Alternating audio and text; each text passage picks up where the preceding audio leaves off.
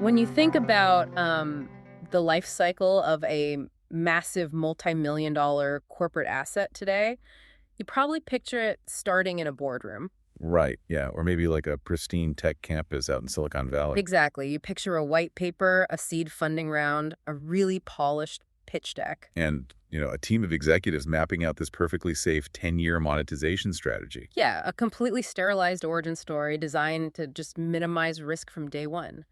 But what if I told you that one of the most valuable blue chip cultural assets in modern music didn't start in a boardroom at all? Oh, it definitely didn't.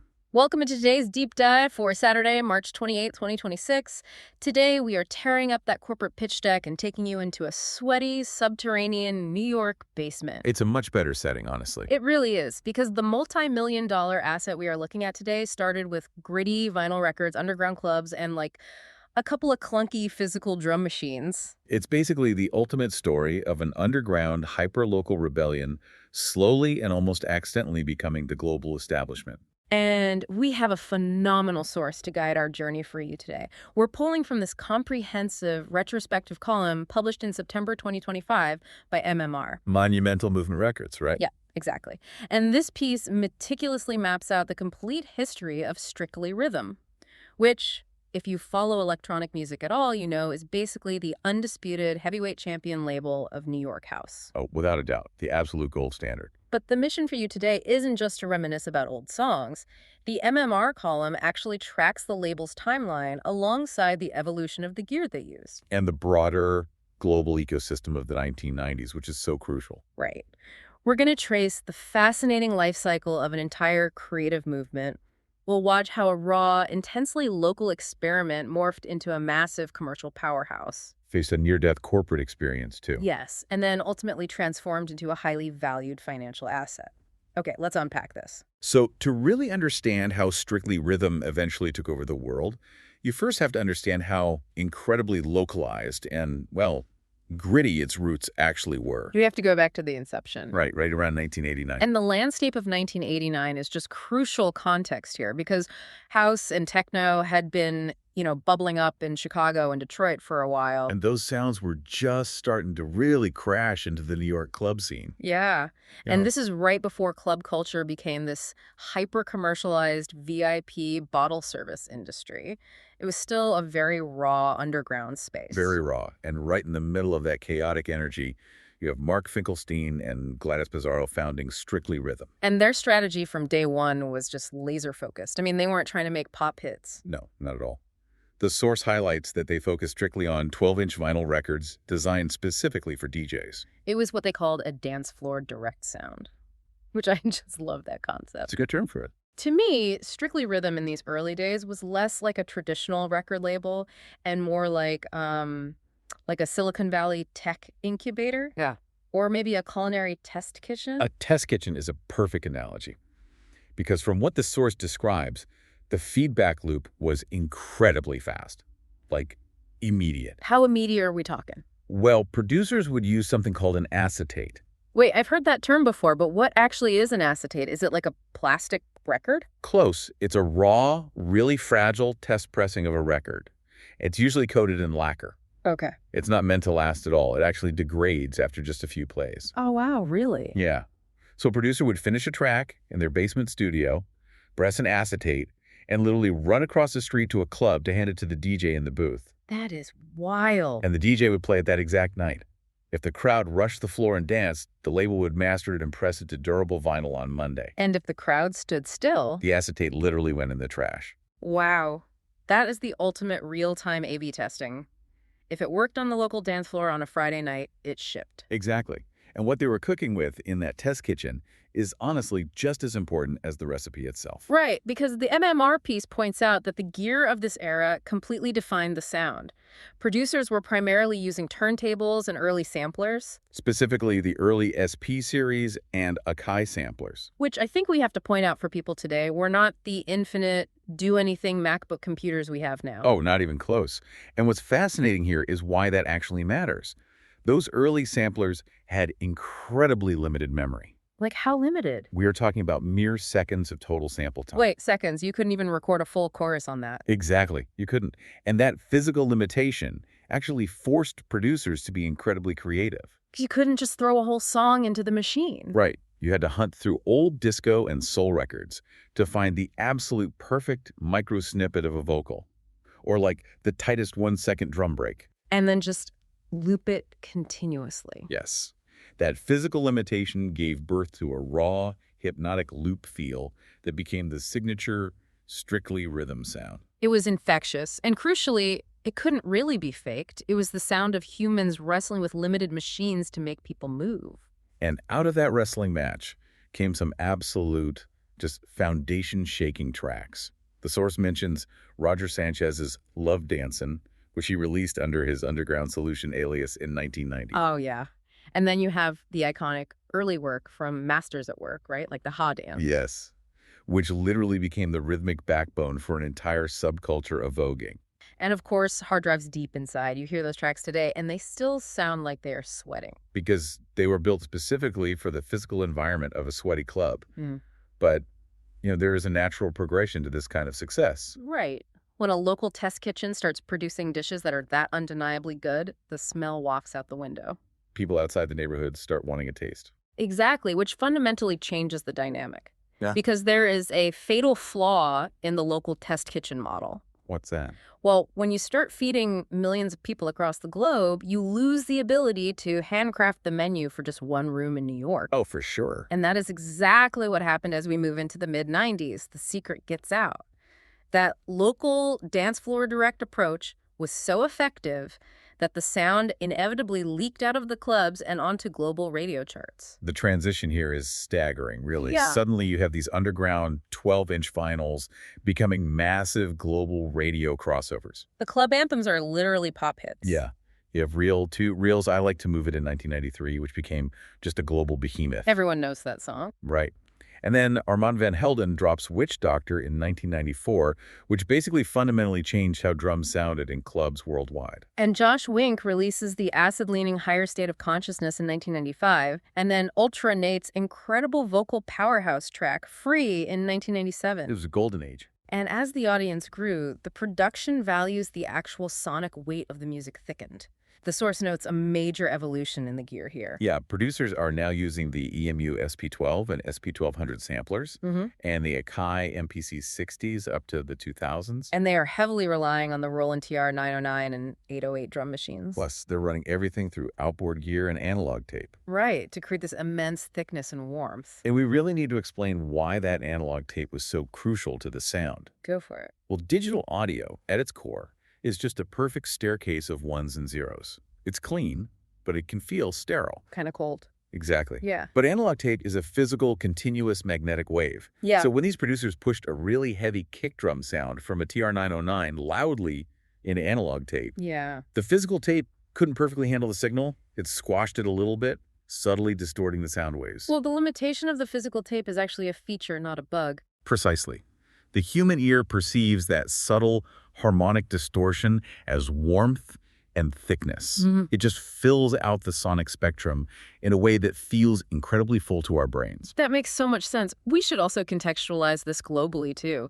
The entire world was suddenly starved for these thick dance beats. They really were. The MMR column points out that even established pop artists were pivoting. You had Lulu, the Scottish singer, making a massive comeback in 1993 with Independence. Riding that house wave entirely. Yeah. And earlier, in 1989, the Belgian project Technotronic proved just how massive the global appetite was with Pump Up the Jam. The market was totally primed for strictly rhythm to dominate. But hold on, I need to stop you here, because there is a contradiction that's been bothering me about all this. Okay, let's hear it. You're talking about all these machines, TR-909s, sequencers, perfectly programmed, relentless 44 beats that sounds incredibly cold and robotic on paper. So if they are leaning so heavily into all this rigid hardware, why does a 90s house track feel so warm and alive to me? Where does the soul of house music actually come from? That is the defining tension of the entire genre. and the source material captures it beautifully, actually. How so? Well, the mechanical driving thickness of those drum machines was perfectly counterbalanced by rich, incredibly soulful, often gospel-infused human vocals. Ah, okay. Yeah, you have artists like Barbara Tucker with her track I Get Lifted, or India delivering these sweeping, deeply human, soaring performances. Because it's all about the contrast. Exactly. The machines provided the relentless, driving physical force, the skeleton of the track. But the human voice provided the emotional anchor. The blood and muscle, basically. Yes. That contrast, the cold, driving perfection of the 909 beneath the soaring, imperfect, passionate gospel vocal, that is the exact formula for house music's soul. I can practically hear it in my head right now. But as we said earlier, scaling up changes everything. It always does. Whenever a raw, independent movement hits that kind of massive global peak, the corporate friction starts. With massive global success comes inevitable corporate complication. Strictly Rhythm attempts to capitalize on their momentum with a broader world strategy, and they enter into what became a highly polarizing partnership with Warner Music Group. It's the classic story, right? The gritty underground label shakes hands with the massive major corporate distributor. Yep. And even though they are still churning out huge hits during this time, like Wham-Do Project's King of My Castle, which just dominated around 1997 and 1999. The label fundamentally loses its way. They do. The internal friction, the pressure for quarterly earnings over local dance floor reactions, it all builds up. And Strictly Rhythm actually ceases operations in 2002. They shut the doors. If we connect this to the bigger picture, that corporate collapse actually mirrored a massive technological shift happening at the exact same time. Right. The era of tactile physical hardware, the MPCs, the heavy analog tape machines we just talked about, was ending. And DIOWs, or digital audio workstations, and software plugins were beginning to completely dominate the workflow. Wait, I want to challenge that a bit. Didn't DIOWs just democratize everything? Well, yes. Because you no longer needed a studio full of heavy, expensive metal boxes. You just needed a computer screen. True.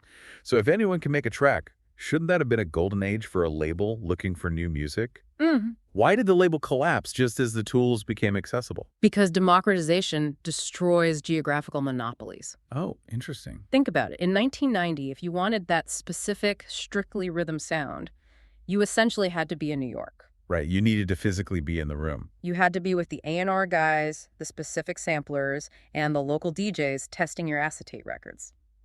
The label controlled the physical pipeline. But by 2002, the music could be made anywhere, by anyone, using the exact same software plugins on a laptop. A kid in a bedroom in London could email an MP3 that sounded identical to a studio track from Brooklyn. Wow, that is a massive shift. The physical, geographical anchor of the New York house sound basically dissolved into the digital ether. Exactly. The tools that made the music available everywhere also made the gatekeeping of the label totally obsolete.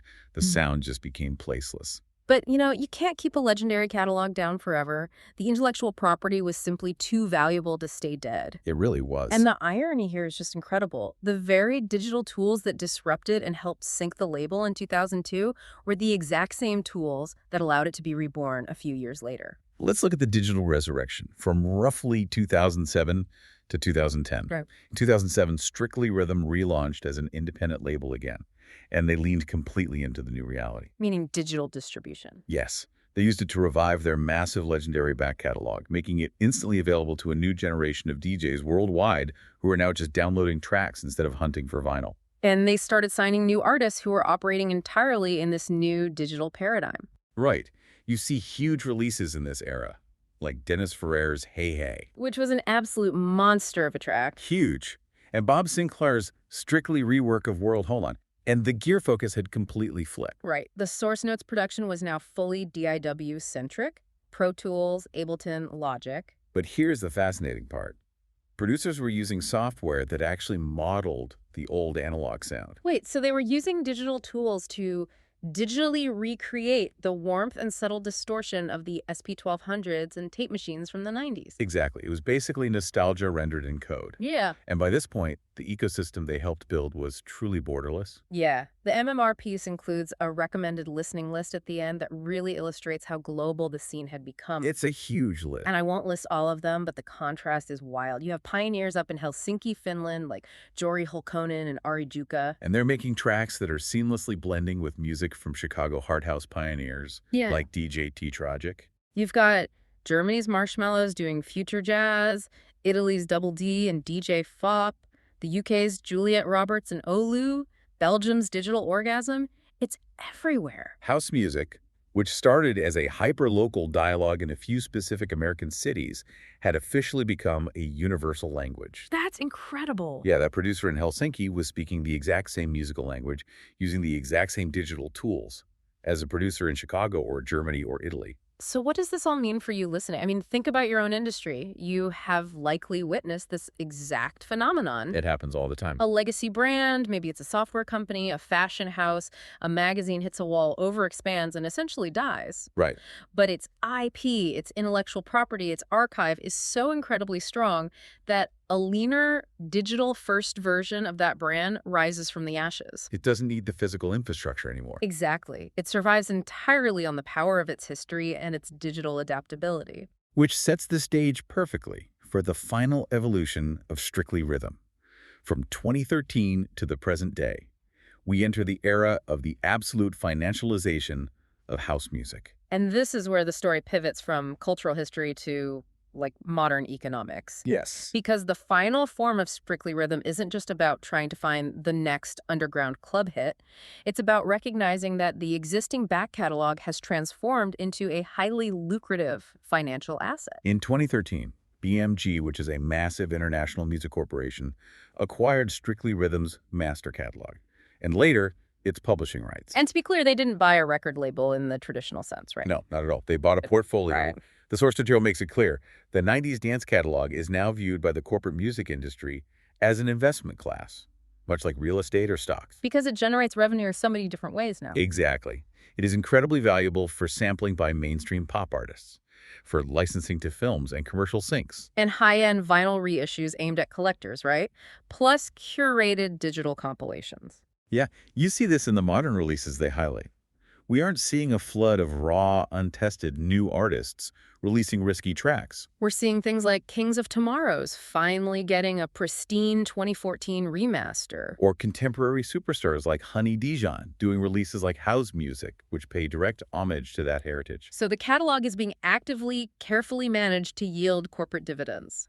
This raises an important question, though, about the nature of art, commerce, and scale. How so? Well, Strictly Rhythm started as an active, bleeding-edge cultural experiment. It was risky. It was unpredictable. Sweaty basements and acetates. Right. But today, it has transitioned into a passive, blue-chip financial commodity.